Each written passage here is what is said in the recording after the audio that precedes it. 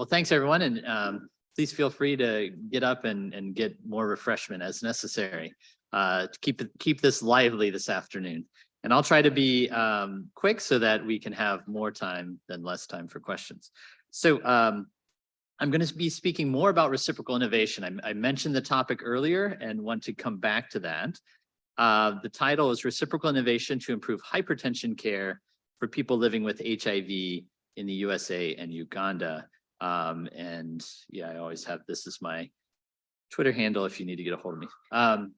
So reciprocal innovation goes both ways. So I talked earlier about this idea of global to local reciprocal innovation. Let's call that afferent reciprocal innovation from the perspective of the United States. Now, obviously depends on your perspective, but coming towards you, global to local, and then going away if efferent reciprocal innovation completes the loop. And at the end of the day, reciprocal innovation is about bidirectional and co-constituted learning. So I'm going to share about two projects that I have going on. One is a US-based project, and one is a project based in Uganda to talk about how we can learn from each other.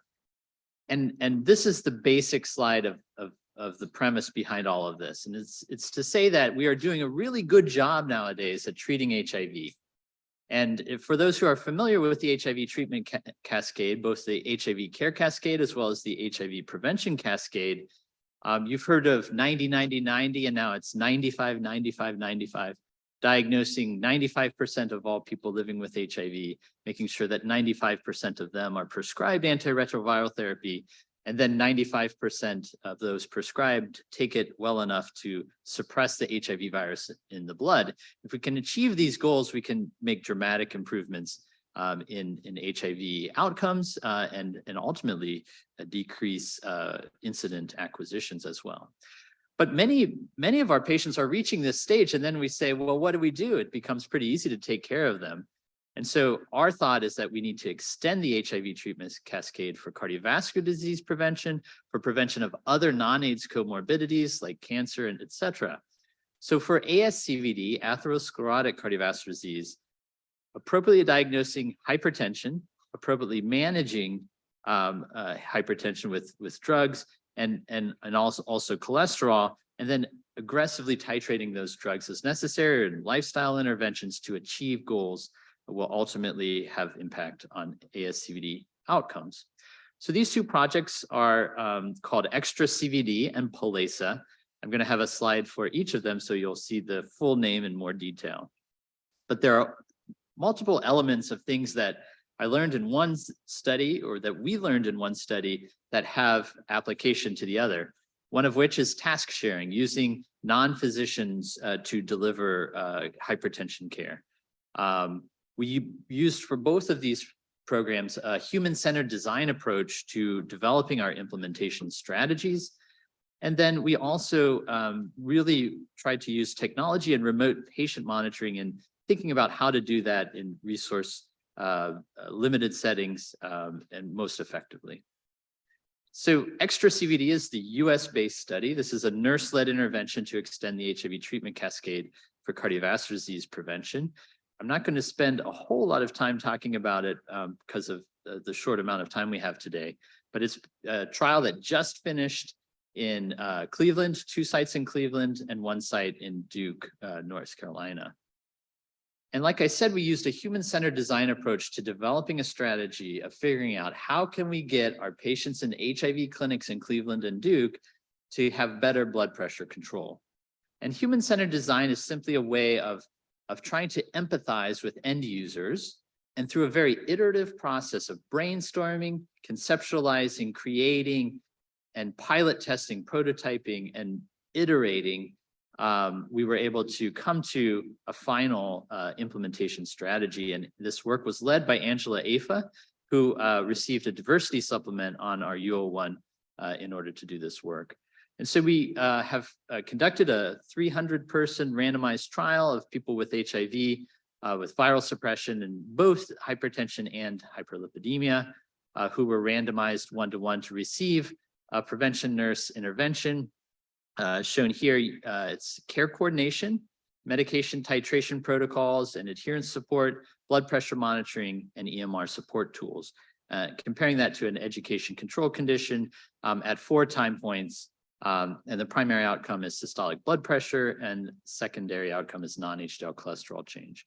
So this is really an effectiveness study, but we are also looking at the implementation of it. So it's called a hybrid type 1 implementation effectiveness design.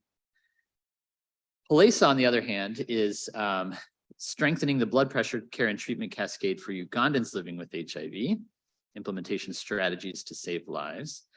And in PULESA, we use the same human-centered design approach to come up with 2 different strategies that we're testing. The first of which is simply to say, we heard from the formative work that access to medicines and access to blood pressure machines were the 2 biggest reasons why HIV clinics could not deliver good blood pressure care to patients.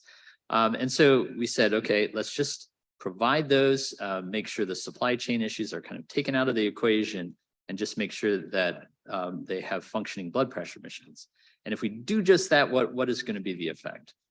And then on top of that, through this human-centered design approach, came up with 4 main categories of other activities and strategies to do intensive hypertensive training with one-on-one coaching as needed, but more general meetings where we do case studies and that sort of thing.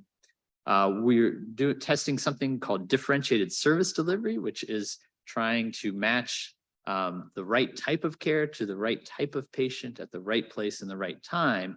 This is a concept that comes from HIV care in Africa. We're using some remote patient monitoring to get people to measure their blood pressure in the community closer to home. And then through an audit and feedback program, we're calling a performance improvement program, working with clinics to do better. And we're testing this in a stepped wedge cluster randomized trial design of 16 clinics in Kampala and 48,000 patients. And so have already enrolled over 30,000 patients in the control period, and looking forward to having that done in the next 2.5 years. So we conducted a workshop at AIDS 2022, where we took the participants of the consortium that we're working with for both of these projects. I'll explain that in just a second, and brought them together to discuss what we can learn from each other. And so our project, which is the Extra CVD team, is part of 5 projects in the United States that are all trying to do something similar to improve heart, lung, and blood disease care for people with HIV. And then the HLB Simple Consortium is these 6 projects in Africa you can see here: Nigeria, Uganda, Zambia, Botswana, South Africa, and Mozambique. And of note, Mozambique, the Mozambique project is Sarah Gimbel and Anna Makumbi, again, the scale SIA. So 2 UW projects actually within this consortium. And so we've, again, learned a lot from each other, and just 2 weeks ago had an annual meeting in Kampala that we hosted. That was a lot of fun, and happy to talk more about implementation science approaches to HIV and hypertension care integration. But I thought this would just be a pretty good overview of those studies, and I'll stop there so that we can have time for questions. I'm a minute ahead of time.